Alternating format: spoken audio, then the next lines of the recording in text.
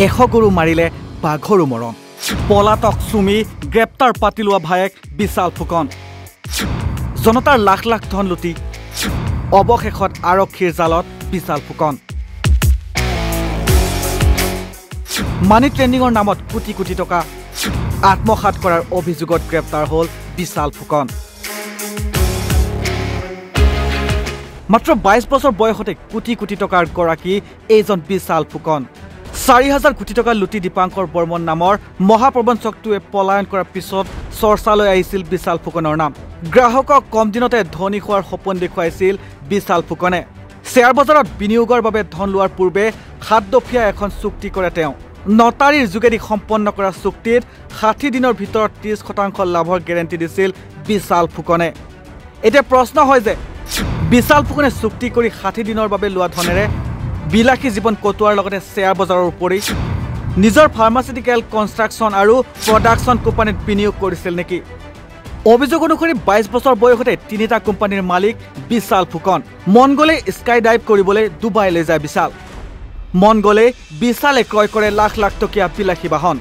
modelling কৰে music video' বনায় মুঠতে ছ'চিয়েল মিডিয়াৰ পেজ বাৰে বৰণীয়া কৰি ৰাখে বিশালে মুঠৰ ওপৰত যি মন যায় তাকেই কৰিছিল বিশাল ফুকনে কাৰণ বিশালৰ হাতত আছিল কোটি কোটি টকা তাৰ পিছতে 4000 কোটি টকা লুটি দীপাংকৰ বৰ্মন নামৰ মহাপ্ৰবঞ্চকটোৱে পলায়ন কৰাৰ পিছত চৰ্চালৈ আহিছিল বিশাল ফুকনৰ নাম ষ্টক মাৰ্কেটত বিনিয়োগৰ নামত শ কোটি টকা লুণ্ঠন চলাইছিল বিশাল ফুকনে বহু লোকৰ পৰা 3 পৰা 15 লাখ পৰ্যন্ত নগদ ধন লৈছিল বিশাল ফুকনে ৰাজ্যত যেহেতু ষ্টক মাৰ্কেটত বিনিয়োগৰ নামত বহু লোক প্ৰবঞ্চনাৰ বলি হৈছে এই ক্ষেত্ৰত অসম আৰক্ষী কঠোৰ হোৱাৰ ইংগিত দিছিল ডিবি ষ্টকৰ নামত দীপাংকৰ বৰ্মনে কোটি কোটি টকা লুটি নিয়াৰ কাহিনী পোহৰলৈ অহাৰ পাছতেই তাৰ পাছতেই সোমবাৰে বিশালক আটক কৰাৰ পিছত কেইবা ঘণ্টা মাৰাথন জেৰা চলাই আৰক্ষীয়ে জেৰাৰ অন্তত আৰক্ষীয়ে বিশাল ফুকনক গ্ৰেপ্তাৰ কৰে লগত আৰক্ষীয়ে বিশালৰ এজন সহযোগীকো আটক কৰা বুলি জানিব পৰা গৈছে আনহাতে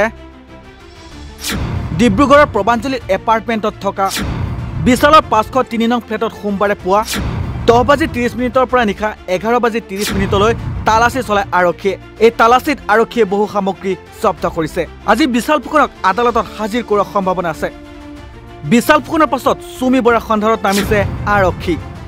বিশাল ফুকনক 4 ঘণ্টা জোৰা জেৰাৰ অন্তত ডিব্ৰুগড় আৰক্ষীয়ে গ্ৰেপ্তাৰ কৰাৰ পাছত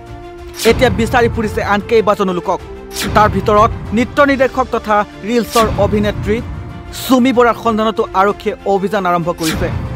এক সূত্ৰৰ মতে চুমি বৰা বৰ্তমান আত্মগোপন কৰি আছে মহানগৰীত উল্লেখযোগ্য যে চুমি বৰাৰ উদয়পুৰত হোৱা ডেষ্টিনেশ্যন ৱেডিং পাৰ্টিৰ নামত বিশাল ফুকনে ব্যয় কৰিছিল 1 কোটিতকৈ অধিক ধন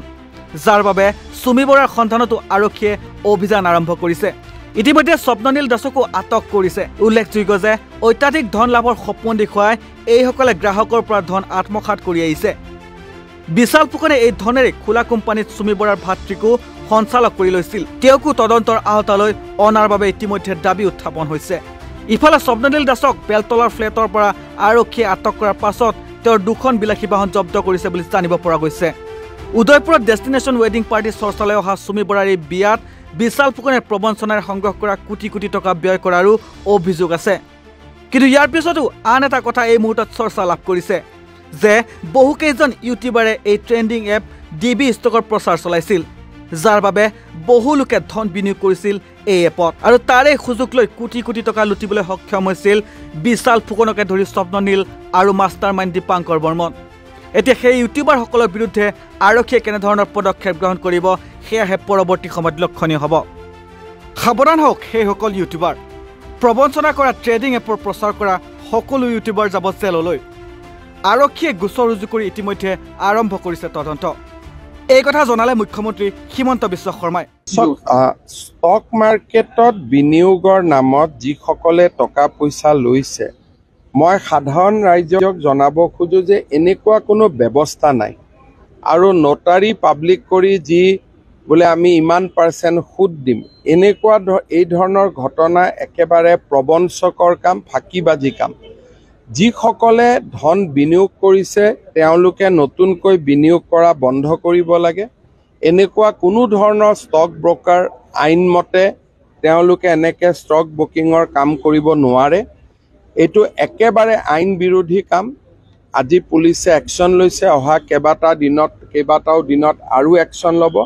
মই ৰাইজক এটাই অনুৰোধ কৰিম যে